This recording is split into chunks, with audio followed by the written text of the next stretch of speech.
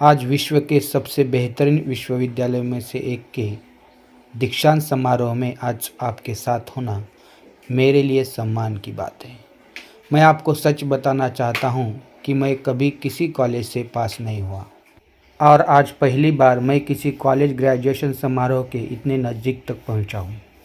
आज मैं आप सभी को अपने जीवन की 3 कहानियाँ सुनाऊँगा। ज़्यादा नहीं, बस 3 कहानियाँ। पहली कहानी है डॉट्स कनेक्ट करने के विषय में। रीड कॉलेज में एडमिशन लेने के बाद मैंने 6 महीने के अंदर ही पढ़ाई छोड़ दी थी, लेकिन मैं उसके 18 महीने बाद तक वहाँ किसी तरह आता जाता रहता। तो सवाल यहाँ पर ये आता है कि फिर मैंने कॉलेज क्यों छोड़ा। इसकी शुरुआत मेरे जन्म से पहले की है। मुझे जन्म देने वाली माता एक यंग अविवाहित ग्रेजुएट स्टूडेंट थी और वो चाहती थी कि मुझे कोई गोद ले ले, लेकिन इसी के साथ वो ये भी चाहती थी कि जो भी मुझे गोद ले वो कॉलेज ग्रेजुएट जरूर हो। मैं एक वकील और उसकी पत्नी के द्वारा अडॉप्ट किया जाने वाला था, लेकिन जैसे ही मैं इस दुनिया में आया, लास्ट मिनट पर उन्होंने अचानक अपना मन बदल लिया और उन्होंने कहा कि उन्हें तो एक लड़की चाहिए थी और इसीलिए आधी रात को मेरे माता पिता को कॉल किया गया जो कि वेटिंग लिस्ट में थे और उन्हें कॉल करके बताया गया कि हमारे पास में एक बेबी बॉय है, क्या आप उसे गोद लेना चाहेंगे। और उन्होंने तुरंत ही हाँ कर दी।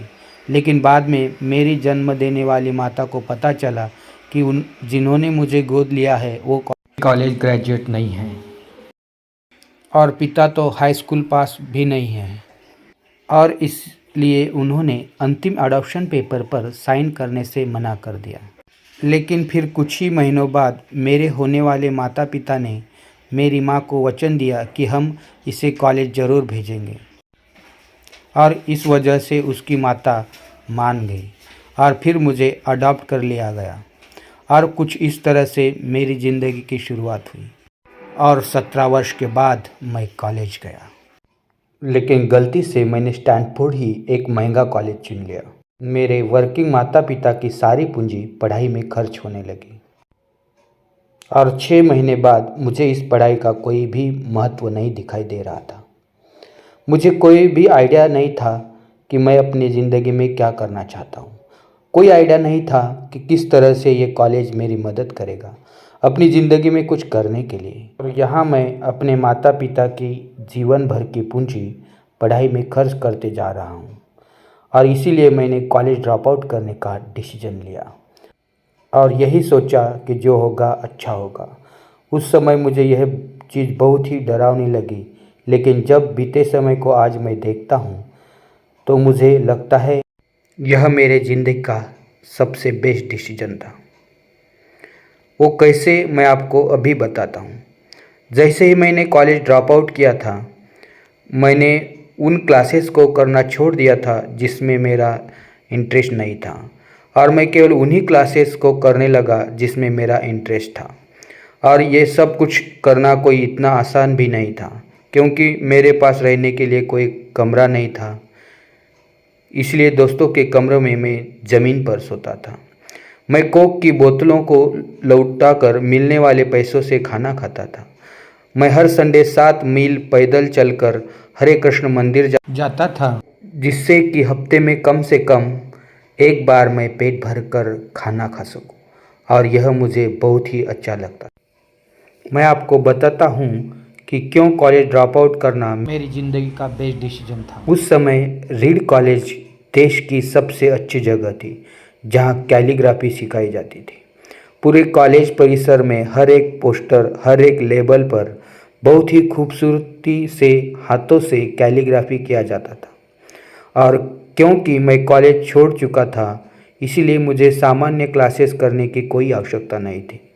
तो मैंने निर्णय लिया कि मैं कैलीग्राफी की क्लासेस अच्छी तरह से सीखूंगा। तो मैंने सेरिफ और सैंस सेरिफ टाइप फेसेस के बारे में सीखा, अक्षरों के बीच में स्पेस वेरी करना सीखा और किसी अच्छी टाइपोग्राफी को क्या अच्छा बनाती है यह भी मैंने सीखा। यह सब कुछ बहुत खूबसूरत था ऐतिहासिक था और इतना आर्टिस्टिक था कि इसे साइंस के द्वारा कैप्चर नहीं किया जा सकता था, और यह सभी मुझे बहुत ही आकर्षक लगता था। मेरा ऐसा कोई भी विचार नहीं था कि मैं इन चीज़ों का प्रयोग कभी अपने जीवन में करूँगा। जब 10 साल बाद हम अपना पहला मैकिन्टोश कंप्यूटर बना रहे थे, तब मैंने इसे मैक में डिज़ाइन कर दिया, और यह बहुत ही खूबसूरत टाइपोग्राफी वाला विश्व का पहला कंप्यूटर बन गया। अगर मैंने कॉलेज में केवल कैलीग्राफी में ही प्रवेश नहीं लिया होता तो मैक में कभी मल्टीपल टाइप्स या प्रोपोर्शनली स्पेस फाउंड नहीं होते। और क्योंकि विंडो ने मैक की कॉपी की है तो दुनिया में किसी भी पर्सनल कंप्यूटर में यह सब नहीं होता। अवश्य ही जब मैं कॉलेज में था तो भविष्य में देखकर इन डॉट्स को कनेक्ट करना असंभव था। लेकिन जब 10 साल बाद मैं बीते हुए समय में देखता हूँ तो मुझे क्लियर नज़र आता है, आप केवल पीछे देखकर ही डॉट्स को कनेक्ट कर सकते हो। इसलिए आपको विश्वास करना होगा कि अभी जो भी हो रहा है वह आगे चलकर किसी न किसी तरह आपके फ्यूचर से कनेक्ट ही हो जाएगा। आपको किसी न किसी में तो विश्वास करना ही होगा, अपने गट्स, अपने भाग्य पर, अपने जीवन पर, या फिर अपने कर्मा पर। किसी न किसी चीज़ पर तो विश्वास करना ही होगा, क्योंकि इस बात में विश्वास रखना कि आगे चलकर डॉट्स कनेक्ट होंगे, यह आपको अपने दिल की आवाज़ सुनने की हिम्मत देगा। और इस समय भी जब आप बिल्कुल अलग रास्ते पर चल रहे होंगे, और यही बात आपको बाकी लोगों से अलग बनाएगी। और यही पहली कहानी से सबसे बड़ी सीख यही है कि जो हो रहा है वो अच्छे के लिए हो रहा है, और अभी आप जो भी कर रहे हैं वो आगे चलकर आपके किसी न किसी काम जरूर आएगा। आप बस अपने आप में विश्वास रखकर करते जाइए जो कर रहे हो। मेरी दूसरी कहानी लव और लॉस के विषय में है। मैं बहुत ही सौभाग्यशाली था कि जिससे मैं प्यार करता था वह मुझे जल्द ही मिल गई। और मैंने अपने पिता के गैराज से एप्पल की शुरुआत की थी जब मैं 20 वर्ष का था, और हमने बहुत मेहनत की और 10 साल में एप्पल कंपनी 2 लोगों से बढ़कर $2 बिलियन और 4000 लोगों की कंपनी हो गई। हमने अभी 1 साल पहले ही मैकिन्टोश रिलीज किया था और मैं 30 साल का हो गया था और कंपनी ने मुझे निकाल दिया। आप सभी लोग सोच रहे होंगे कि अपनी ही बनाई हुई कंपनी से मुझे कैसे निकाल दिया। जैसे जैसे एप्पल ग्रो करने लगा, हमने एक बुद्धिमान आदमी को हायर किया जिसे मैंने सोचा था कि वो मेरे साथ मिलकर कंपनी आगे बढ़ाएगा। पहले 1 साल सब कुछ ठीक चल रहा था, लेकिन फिर उसके बाद कंपनी के फ्यूचर को लेकर हम दोनों में विवाद होने लगे और बात बोर्ड ऑफ डायरेक्टर तक पहुंच गई, और उन लोगों ने उसका साथ दिया। और इस तरीके से 30 वर्ष की आयु में मुझे अपनी ही कंपनी से निकाल दिया गया। जो मेरी पूरी एडल्ट लाइफ का फोकस था वह अब ख़त्म हो चुका था, और यह पूरी तरह से मुझे बर्बाद करने वाला था। और कुछ महीनों तक मुझे कुछ भी समझ में नहीं आया कि मैं क्या करूं। मैं एक बहुत बड़ा पब्लिक फेलियर था, और एक बार तो मैंने वैली छोड़कर जाने का भी सोचा। लेकिन धीरे धीरे मुझे एहसास हुआ कि मैं जो काम करता हूँ मैं उसके लिए अभी भी पैशनेट हूँ। एप्पल में जो कुछ भी हुआ उसकी वजह से मेरे पैशन में थोड़ी सी भी कमी नहीं आई। मुझे उन्होंने अस्वीकार कर दिया, लेकिन फिर भी मैं अपने काम से प्यार करता हूँ, और इसीलिए मैंने एक बार फिर से शुरुआत करने की सोची। मैं इस वक्त यह नहीं देख पाया था, लेकिन मुझे अब लगता है कि एप्पल से निकाले जाने से अच्छा मेरे साथ कुछ और हो ही नहीं सकता था। सफल होने का बोझ अब बिगिनर होने के हल्केपन में बदल चुका था। मैं एक बार फिर से स्वयं को बहुत ही हल्का महसूस कर रहा था, और इसी आज़ादी की वजह से मैं अपने जीवन के सबसे क्रिएटिव पीरियड में चला गया। अगले 5 साल में मैंने एक कंपनी नेक्स्ट की और दूसरी कंपनी पिक्सर शुरू कर दी, और इसी दौरान मैं एक बहुत ही अद्भुत महिला से मिला जो कि आगे चलकर मेरी पत्नी बनी। पिक्सर ने विश्व की पहली computer animated movie toy story बनाई और आज के समय में यह दुनिया की सबसे सफल एनिमेटेड स्टूडियो है। और एप्पल ने एक अप्रत्याशित कदम उठाते हुए नेक्स्ट को खरीद लिया और मैं फिर से एप्पल में चला गया। आज एप्पल नेक्स्ट द्वारा विकसित की गई टेक्नोलॉजी का उपयोग करती है। तो यहाँ पर मैं पूरे विश्वास के साथ कह सकता हूँ कि अगर मुझे एप्पल से नहीं निकाला गया होता तो यह सब कुछ मेरे साथ नहीं होता। यह एक कड़वी दवा थी, लेकिन मेरे विचार में मरीज को इसकी ज़रूरत थी। कभी कभी ज़िंदगी आपको इस तरह की ठोकर मारती है, लेकिन आप विश्वास मत खोइए। मैं विश्वास के साथ कह सकता हूँ कि मैं सिर्फ इसीलिए आगे बढ़ता गया क्योंकि मैं अपने काम से प्यार करता था। जितना अपने प्यार को जानना ज़रूरी है, उतना ही ज़रूरी है अपने काम को खोजना जिसे आप सच में की एंजॉय करते हो, क्योंकि आपका काम आपकी ज़िंदगी का एक बहुत ही बड़ा हिस्सा होता है और वास्तविक रूप में संतुष्ट होने का बस यही एक तरीका है कि आप वो करें जिसे आप एक बड़ा काम समझते हैं। और बड़ा काम करने का सिर्फ एक ही तरीका है कि आप वो करें जो आप करना पसंद करते हैं।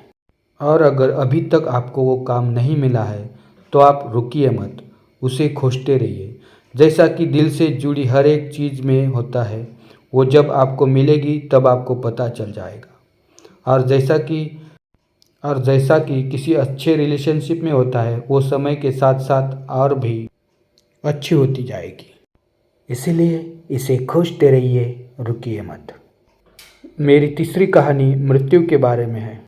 जब मैं 17 साल का था तब मैंने एक कोट पढ़ा था, यदि आप हर दिन ऐसे जिएंगे जैसे आपके ज़िंदगी का आखिरी दिन है तो आप किसी न किसी दिन सही साबित हो जाएंगे। और इसने मेरे दिमाग पर एक बहुत ही बड़ी छाप छोड़ दी। और तब से पिछले 33 सालों से मैं हर सुबह उठकर शीशे में देखता हूँ और खुद से एक सवाल करता हूँ कि अगर आज का दिन मेरी ज़िंदगी का आखिरी दिन होता तो क्या मैं आज वो करता जो मैं करने वाला हूँ। और अगर इसका आंसर ना होता तो मैं समझ जाता हूँ कि कुछ न कुछ बदलने की ज़रूरत है। इस बात को याद रखना कि एक दिन मरना है। किसी भी चीज़ के डर को दूर करने का सबसे अच्छा तरीका है कि आप पहले से ही नंगे हैं।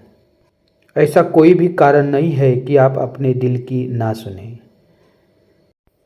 करीब 1 साल पहले ही मुझे पता चला कि मुझे कैंसर है। सुबह 7:30 बजे मेरा स्कैन हुआ और उसमें साफ दिखाई दे रहा था कि मेरे पैनक्रियाज में ट्यूमर है। और सच कहूँ तो मुझे ये भी नहीं पता था कि पैनक्रियाज क्या होता है। डॉक्टर ने लगभग पूरे विश्वास के साथ मुझे बताया कि मुझे एक ऐसा कैंसर है जिसका उपचार करना संभव नहीं है और अब मेरे पास केवल 3 से 6 महीने ही बचे हैं। डॉक्टर ने मुझे सलाह दी कि मैं घर जाऊं और अपनी सभी चीज़ों व्यवस्थित कर लूं। यानी डॉक्टर की भाषा में मतलब था कि आप मरने की तैयारी कर लीजिए, यानी कि सारी चीज़ें जो आप अगले 10 सालों में करने वाले थे वो बचे हुए दिनों में कर लीजिए, क्योंकि आपका अंतिम समय आ चुका है। मैंने इस डायग्नोसिस के साथ पूरा दिन बिता दिया और शाम को मेरी बायोप्सी हुई, जहाँ पर मेरे गले के रास्ते में पेट से होते हुए एक एंडोस्कोप डाला गया और एक सुई से ट्यूमर के कुछ सेल्स निकाले गए। उस वक्त मैं पूरी तरह से बेहोश था, लेकिन मेरी पत्नी और वहाँ पर जो भी उपस्थित था कि जब डॉक्टर ने माइक्रोस्कोप से मेरे सेल को देखा तो वह भी रो पड़ा, क्योंकि सेल देखकर डॉक्टर समझ गया था कि मुझे एक बहुत ही दुर्लभ प्रकार का कैंसर हुआ है जो कि सर्जरी से ठीक हो सकता है। तो मेरी सर्जरी हुई और सौभाग्य से मैं अब बिल्कुल ठीक हूँ। मौत के इतने करीब तक मैं पहले कभी नहीं पहुँचा और मैं उम्मीद करता हूँ कि आने वाले कुछ समय तक मैं पहुँचूँ भी ना। और यह सब देखने के बाद मैं पूरे विश्वास के साथ यह कह सकता हूँ कि मृत्यु एक उपयोगी लेकिन विशुद्ध रूप से बौद्धिक संकल्पना है। कोई भी मरना नहीं चाहता, यहाँ तक कि वो लोग जो स्वर्ग जाना चाहते हैं वो भी वहाँ जाने के लिए मरना नहीं चाहते हैं। मृत्यु ही वह स्थान है जहाँ पर हम सभी लोग जाते हैं।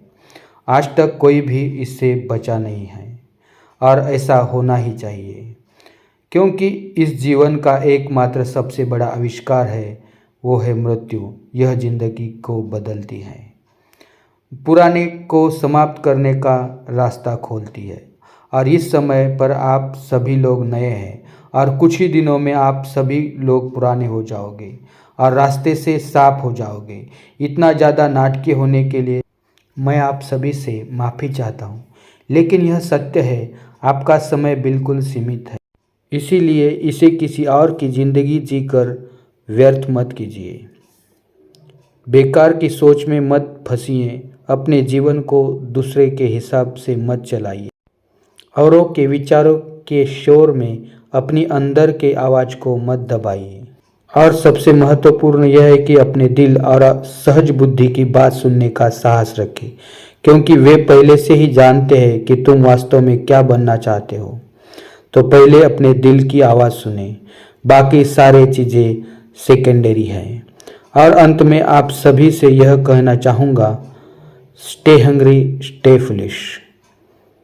मैंने हमेशा अपने लिए यही मांगा है, और अब जब आप सभी लोगों को यहाँ से ग्रेजुएट हो रहे हो तो मैं आप सभी के लिए भी यही विश करता हूँ, स्टे हंग्री, स्टे फुलिश, यानी कि भूखे रहिए और मूर्ख रहिए। भूखे यानी कि कुछ करने की भूख आपके अंदर होनी चाहिए, और मूर्ख रहो क्योंकि मूर्ख रहकर ही आप कुछ सीख पाओगे। अगर आपको ये लगता है कि आप सब कुछ आप पहले से जानते हो तो आप कुछ भी नहीं सीख पाएंगे। तो भूखे रहिए और मूर्ख रहिए। Stay hungry, stay foolish. आप सभी को बहुत बहुत धन्यवाद।